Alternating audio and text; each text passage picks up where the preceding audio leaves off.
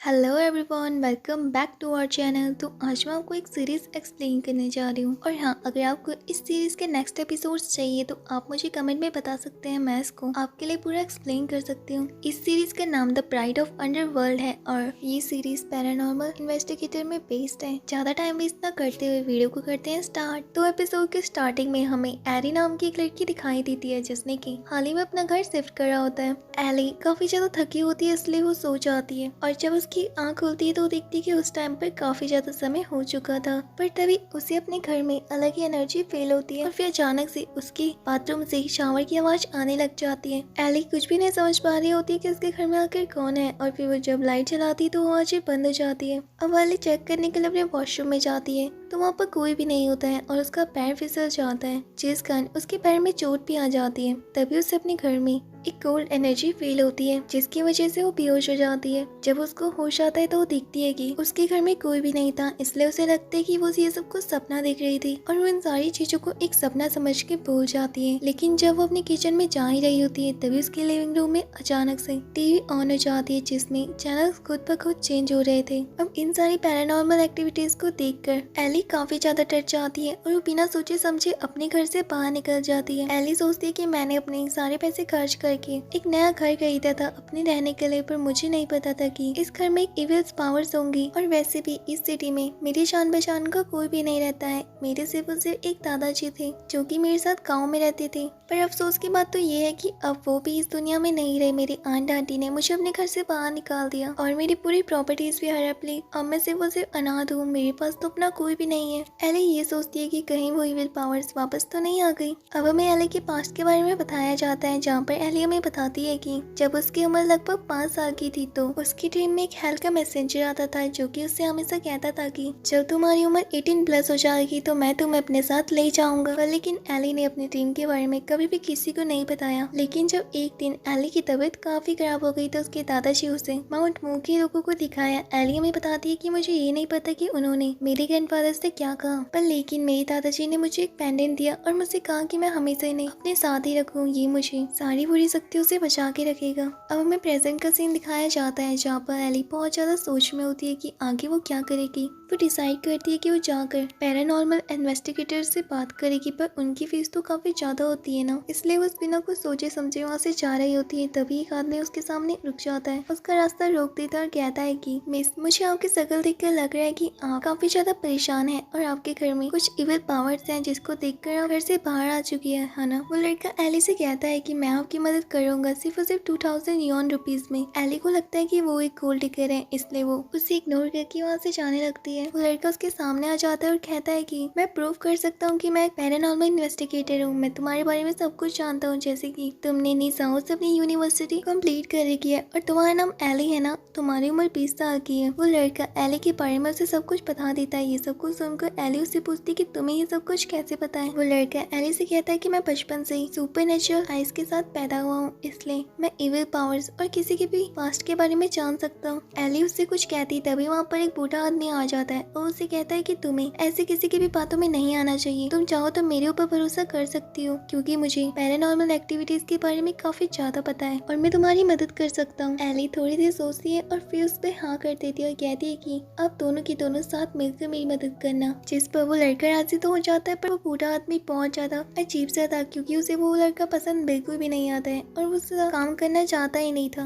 But वो कैसे न कैसे करके मान जाता है और एली को उसे अपने घर ले जाने के लिए कहता है। अब हमें गाड़ी का सीन दिखाया जाता है जहाँ पर एली उस लड़के से उसका नाम पूछती है तो लड़का उसे अपना नाम चेन जाओ बताता है और वो दोनों के दोनों आपस में एक दूसरे को इंट्रोड्यूस करते हैं और फाइनली वो एली के घर में पहुंच जाते हैं। तो वो प्रेस उस घर को देखकर बता देता है कि तुम्हारे घर के अंदर कुछ इविल पावर्स है और इनको भगाने के लिए मुझे एक छोटा सा रिचुअल करना होगा। एली उसकी बातों पे एग्री हो जाती है और उसके लिए रिचुअल के लिए सारा सामान लेकर आ जाती है। वो बूढ़ा आदमी अपना रिचुअल स्टार्ट करता है और कुछ मंत्र बोलने लग जाता है जिसको सुनकर एली सेंजाओ से पूछती कि क्या तुम्हें कुछ भी पता है कि ये आदमी क्या बोल रहा है, जिस पर सेंजाओ कहता है कि नहीं, मैं तो कुछ भी नहीं जानता हूँ कि वो बोल क्या रहा है। एली को सेंजाओ में बहुत ज्यादा गुस्सा आता है और वो कहती है कि तुम ये सब कुछ कैसे कह सकते हो कि तुम दोनों की दोनों सेम बैकग्राउंड के नहीं हो। सेंजाओ कहते हैं कि तुम्हें किसने कहा कि मैं उस बूढ़े आदमी के बैकग्राउंड का हूँ। और फिर तभी उस बूढ़े आदमी का रिचुअल भी खत्म हो जाता है और वो उन दोनों से कहता है कि मैंने इस घर के अंदर से भूत को निकाल चुका है अब तुम बिल्कुल सेफ हो, पर मुझे एक रात तुम्हारे घर में रुकना होगा और अगर तुम्हारे घर में कुछ भी गड़बड़ होती है तो मैं उस प्रॉब्लम को भी सॉल्व कर दूंगा। एली उसकी बातों को सुनकर काफी ज्यादा खुश हो जाती है क्योंकि अब उसे थोड़ा बहुत लग रहा था कि उसके घर से वो इविल पावर्स चले जाएंगी। चेन जाओ एली को डराता है और कहता है कि वैसे मैं एक बात बता दूं कि उसके पास कुछ भी प्रूफ नहीं कि उसने इस घर से भूत को निकाल चुका है, क्या पता वो आज रात को फिर से आ जाए तो। चेन जाओ की ऐसी बातें सुनकर एली काफी ज्यादा डर जाती है और उसे भी अपने साथ रुकने के लिए कहती है। और अब हमें रात की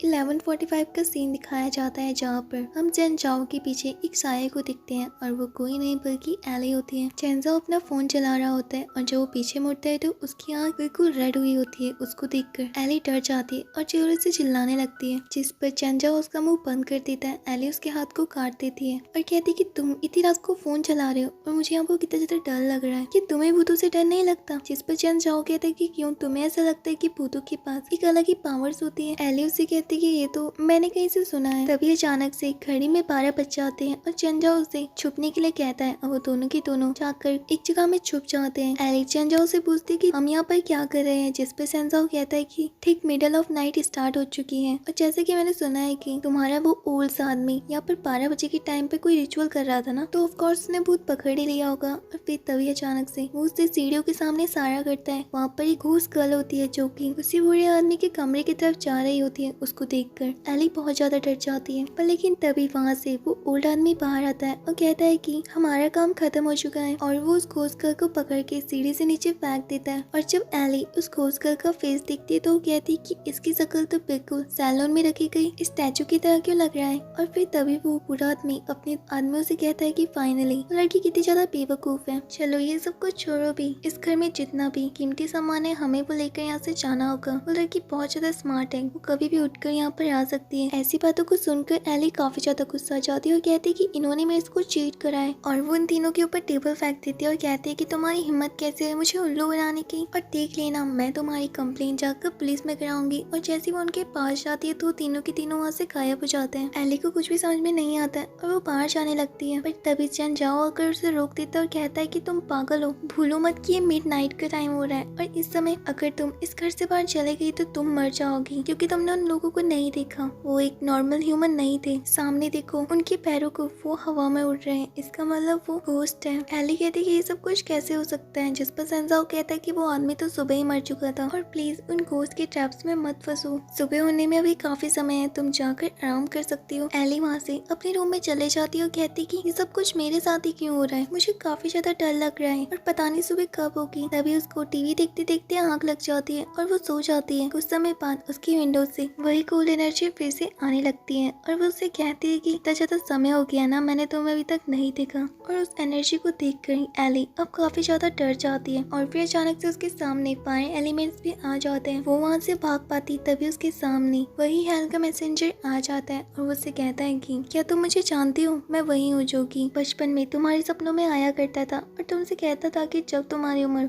18 साल से ऊपर हो जाएगी तो मैं तुम्हें यहाँ पर अपने साथ वापस ले जाने जरूर आऊंगा और तुम ही मेरी प्राइड हो। एली उससे कहती कि मैं जानती हूँ कि तुम एक घोस्ट हो, तो भला मैं तुम्हारी प्राइड कैसे हो सकती हूँ। अब जिस पर वो घोस्ट बॉय कहता है कि ये सब कुछ तुम्हें बाद में पता चल जाएगा, ये सब तुम्हारी अभी सिर्फ और सिर्फ किस्मत है जो कि तुम्हारे साथ ही मेरे साथ होने वाली है। एली उससे कहती कि तुम यहाँ से चले जाओ, अगर यहाँ पे सेंसा आ गया तो वो तुम्हें एक सेकंड में गायब कर देगा और तुम यहाँ से हमेशा हमेशा के चले जाओगे। वो घोस्ट बॉय कहता है कि ये चैन जाओ कौन है और तुम उसकी लगती क्या हो कि वो तुम्हारी मदद करेगा, जिस पर एली उससे कहती कि मैं उसकी दोस्त हूँ, वो भी खास वाले, और कुछ दिनों बाद हमारी शादी भी है। अब जिस पर वो लड़का उससे कहता है कि तुम मुझसे झूठ बोल रही हो ना, मैं जानता हूँ कि वो लड़का तुमसे सिर्फ उसे कल रात को मिला था सबसे पहली बार और तुम उसके बारे में भी कुछ भी नहीं जानती हो। एली मन मन सोचती है कि अब इससे कैसे पता चला। वो घोस्ट बॉय से कहता है कि अब काफी ज्यादा समय हो चुका है, तुम बहुत ज्यादा बोलती हो, अब तो तुम्हें मेरे साथ चलना ही होगा और जल्दी जब मैं तुम्हें मार डालूंगा तो उसके बाद तुम भी मेरी तरह एक घोस्ट बन जाओगी। एली उससे कहती कि प्लीज मैं इतनी जल्दी नहीं मरना चाहती हूँ। फिर वो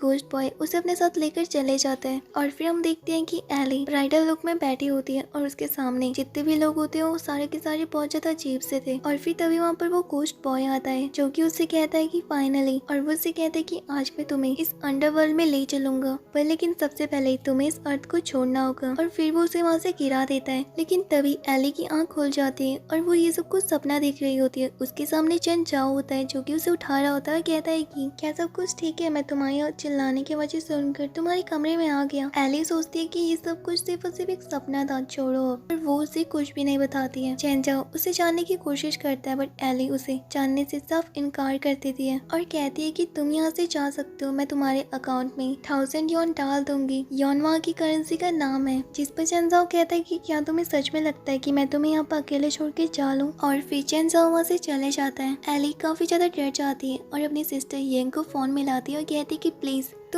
आज ही मेरे घर में वापस आ जाओ, मुझे यहाँ पर बहुत ज्यादा डर लग रहा है और अगर तुम यहाँ पर नहीं आए तो शायद से तुम्हारी ये बहन कभी भी जिंदा नहीं रह पाएगी। और फिर वो फोन काट देती है। तभी अचानक से अंदर से इंसान वापस आ जाता है जिस पर एली उससे कहती है कि तुम यहाँ पर क्या कर रहे हो और तुम यहाँ पर कब आए? चेंजाओ कहते हैं कि मैं यहाँ पर अपना फोन लेने आया था। पर क्या सब कुछ ठीक है? तुम अपनी सिस्टर से कह रही थी कि कोई तुम्हें मारना चाहता है। अब जिस पर एली उसे कल रात के इंसिडेंट के बारे में सब कुछ बता देती है। अब जिस पर सेंजा उसे बताता है कि जरूर तुम्हारे उस घोस्ट बॉय से घोस्ट वेडिंग हुई होगी कई सालों पहले, इसलिए वो तुम्हारे बारे में इतना सब कुछ जानता है। अब तो शायद से तुम्हें कोई भी नहीं बचा सकता है, तुम्हें भी उसी की तरह भूत बनना होगा। जिस पर एली कहती कि देख लेना, मेरी सिस्टर मुझे जरूर बचा लेगी। और हाँ, मेरी सिस्टर का नाम यिंग है और वो कल एयरपोर्ट में हमें उसे पिक करने के लिए जाना होगा। क्या तुम मेरे साथ चलना पसंद करोगे, मेरी सिस्टर से मिलना? जिस पर चेंजा उसकी बातों पे एग्री हो जाता है। और अब हमें सुबह का सीन दिखाया जाता है जहाँ पर चेंजा और एली साथ में उसे पिक करने के लिए आए होते हैं और फाइनली उसकी सिस्टर भी वहाँ पर आ जाती है जिसका नाम यिंग होता है।